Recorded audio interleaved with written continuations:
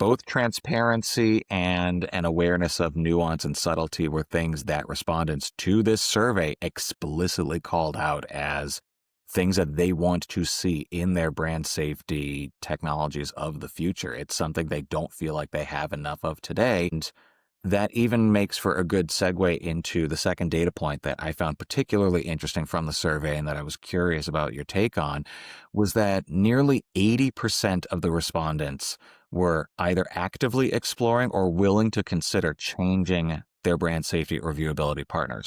Both technologies came in at nearly 80%.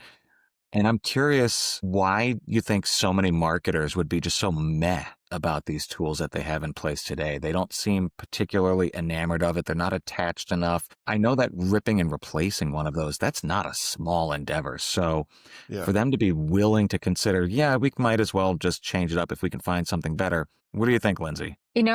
Sadly, I can't say that I'm totally surprised by those results. I think the thing is that there hasn't necessarily been a ton of new innovation in the space overall. And the thing is that what we've been seeing overall is that the internet, as it was 10 years ago, is incredibly different from where we are today. And with that, too, that means like the evolution of not only the needs of from an advertiser standpoint, but also how you actually classify content as well. And so, what might have worked a while ago or was thought of as the standard, there's just new things that need to be addressed.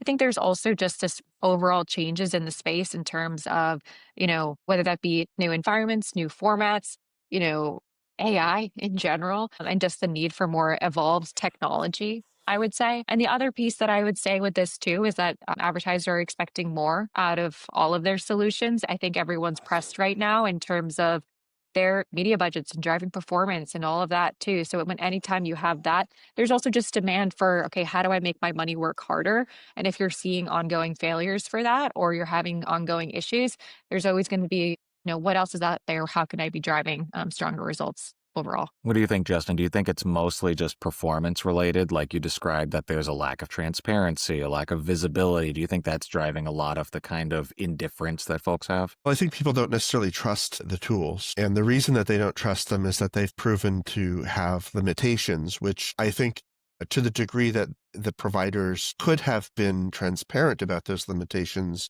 they might not have gotten as much pushback, but they have sort of presented their tools as being almost magical in their capabilities. But if you break them down, if you look at viewability, for example, many people misunderstand viewability as like whether somebody saw an ad, but actually viewability is a measure of an opportunity to see an ad.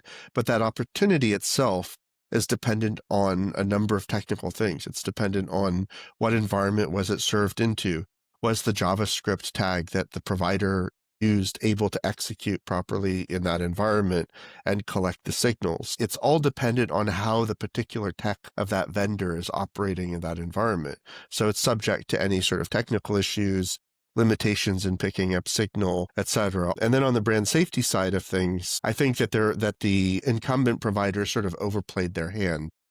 I recall back about 5 years ago when I was sort of deep in, a particular wave of promotion of advancement in custom contextual, which was, great. It was, a new advance. It was machine learning what was being done. It wasn't, as rudimentary as previous very blunt instrument brand safety tools. But I think that the incumbents were not transparent about their limitations. They weren't transparent about how often they had to fall back to more rudimentary tools because the necessary signals were not available.